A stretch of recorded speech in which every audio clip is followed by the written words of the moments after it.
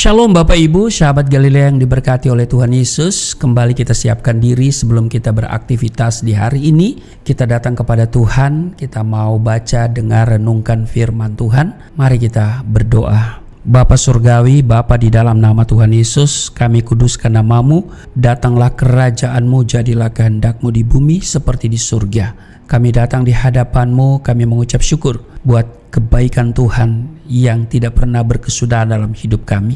Tuhan yang telah menjaga dan memberkati petiduran kami di sepanjang malam yang sudah berlalu.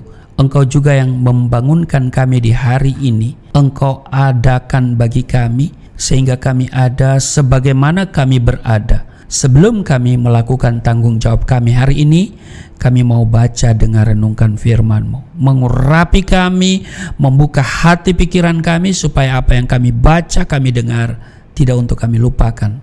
Kami mengerti dan kami lakukan dalam hidup kami. Di dalam nama Tuhan Yesus kami berdoa dan mengucap syukur.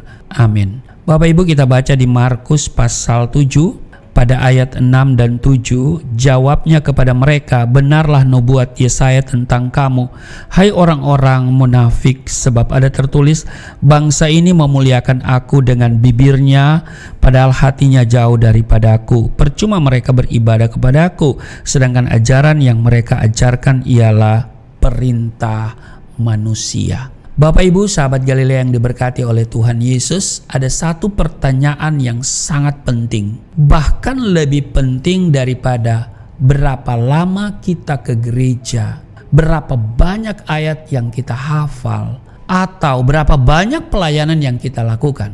Pertanyaannya adalah, apakah saya hanya beragama atau sungguh-sungguh beriman? Karena kenyataannya, tidak semua orang yang beragama mengenal Tuhan dengan baik. Tidak semua orang yang beribadah mengasihi Tuhan. Tidak semua orang yang berkata, Tuhan, Tuhan, hidup dalam kehendak Tuhan. Banyak orang dekat dengan agama, tetapi jauh dari Allah. Banyak orang hafal tata cara ibadah, tetapi tidak mengenal hati Bapa. Banyak orang memakai simbol agama, tetapi hidupnya tidak berubah. Dan inilah tragedi terbesar manusia, mengenal agama tetapi tidak mengenal Tuhan. Bapak Ibu, sahabat Galilea yang diberkati oleh Tuhan Yesus, agama bisa mengubah penampilan, tetapi iman mengubah hati. Ini pertama yang kita akan pelajari pada kesempatan ini. Orang beragama fokus pada apa yang terlihat, bagaimana pakaiannya, bagaimana penampilannya, bagaimana citranya di depan orang.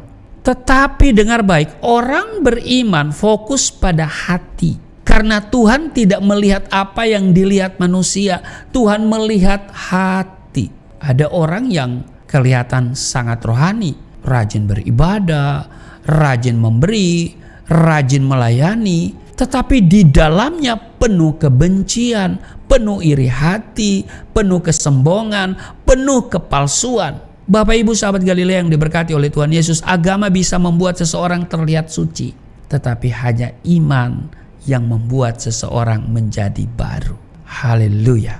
Yang kedua, agama membuat orang sibuk dengan ritual, iman membuat orang dekat dengan Tuhan. Kaum Farisi adalah contoh terbaik.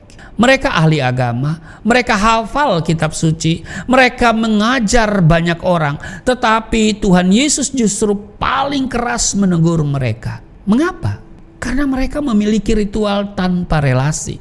Mereka mengenal aturan Tuhan, tetapi tidak mengenal hati Tuhan. Hari ini banyak orang datang ke gereja, pulang dari gereja, tetapi tidak pernah bertemu Tuhan. Bernyanyi, berdoa, mendengar khotbah, tapi hidupnya tetap sama. Mengapa? Ya karena aktivitas rohani tidak selalu berarti hubungan dengan Tuhan. Iman bukan soal berapa kali Anda datang ke gereja. Iman adalah apakah hati Anda benar-benar dekat kepada Tuhan. Yang ketiga, Bapak Ibu, agama mencari keselamatan lewat usaha. Iman menerima keselamatan melalui anugerah. Agama berkata, lakukan ini supaya Tuhan menerima kamu. Tetapi Injil berkata, Tuhan menerima kamu terlebih dahulu melalui Kristus. Efesus 2 ayat 8 dan 9, di sana tertulis apa? Tertulis, sebab karena kasih karunia kamu diselamatkan oleh iman.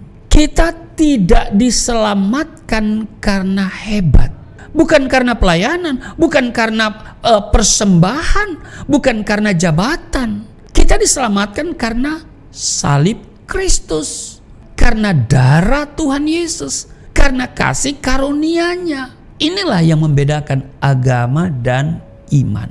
Agama berpusat pada manusia, tetapi iman berpusat pada Kristus Yesus. Poin berikut yang kita pelajari pada pagi hari ini, agama bisa membuat orang menghakimi, iman membuat orang mengasihi. Orang beragama sering bertanya, kenapa dia begitu? Kenapa dia jatuh?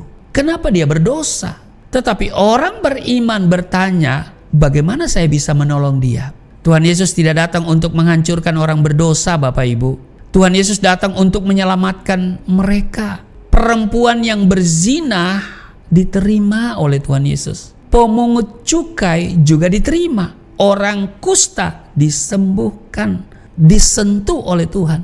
Penjahat di kayu salib diampuninya, karena kasih selalu lebih besar daripada penghakiman.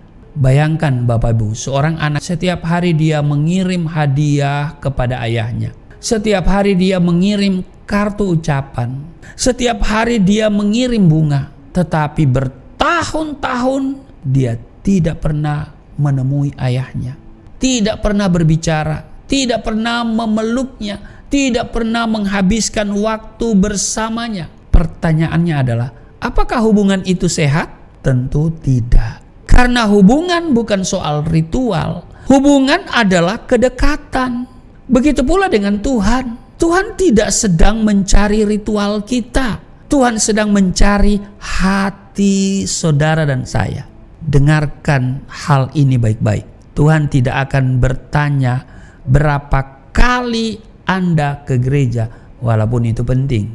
Tuhan tidak akan bertanya berapa banyak jabatan pelayanan Anda, walaupun juga itu perlu. Tuhan tidak akan bertanya berapa banyak orang memanggil Anda hamba Tuhan. Tetapi Tuhan akan melihat, apakah Anda mengenalnya? Apakah Anda mengasihinya? Apakah hidup Anda diubahkan olehnya? Karena pada akhirnya yang masuk surga bukan orang yang sekedar beragama. Yang masuk surga adalah mereka yang sungguh-sungguh beriman kepada Tuhan Yesus. Amin. Hari ini mungkin kita masih bisa menipu manusia, masih bisa menipu jemaat, masih bisa menipu keluarga. Bahkan mungkin kita berhasil membangun citra rohani yang luar biasa. Tetapi tidak ada seorang pun yang dapat menipu Tuhan.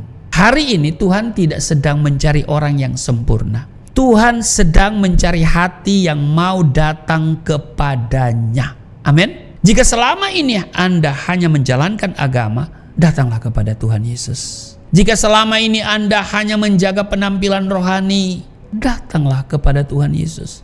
Jika selama ini Anda dekat dengan gereja tetapi jauh dari Tuhan, datanglah kepada Tuhan Yesus. Karena kekristenan bukan tentang agama.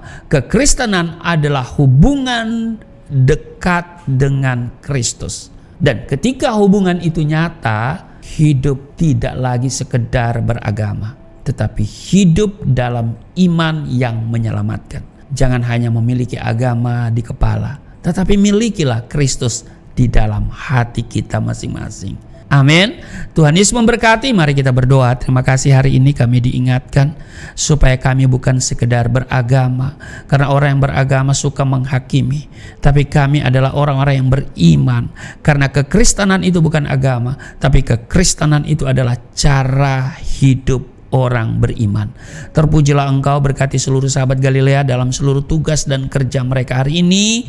Ada perlindungan Tuhan, ada berkat yang melimpah yang tersedia bagi kami semua. Ada keberhasilan, ada target yang tercapai, ada omset yang jauh melebihi target. Kiranya hari ini semua orang-orang yang mengandalkan Tuhan diberkati, karena Tuhan berpihak kepada orang-orang yang mengandalkan Engkau, dan janji-Mu diberkatilah orang yang mengandalkan Tuhan. Terima kasih. Di dalam nama Tuhan Yesus kami berdoa dan mengucap syukur.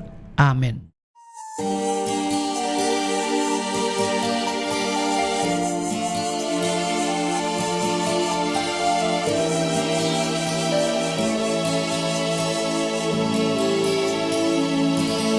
Bapa kami yang di surga, dimuliakanlah nama-Mu. Datanglah kerajaan, jadilah kehendak-Mu di bumi seperti di surga.